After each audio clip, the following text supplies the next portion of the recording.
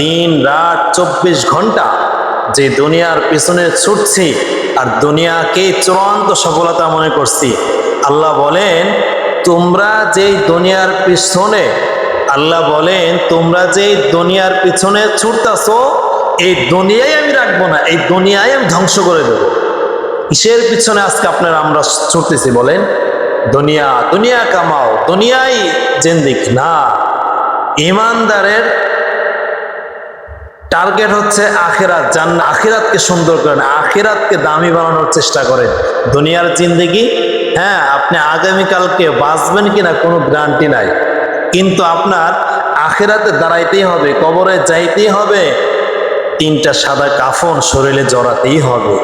তাহলে সেখানে তো নিশ্চিত আমাকে যাইতেই হবে, কবরে যাইতেই হবে, হ্যাঁ আখিরাতে আল্লাহর সামনে দাঁড়াইতেই হবে। তাহলে সেটার জন্য সবচেয়ে বড় প্রস্তুতি নেওয়া উচিত।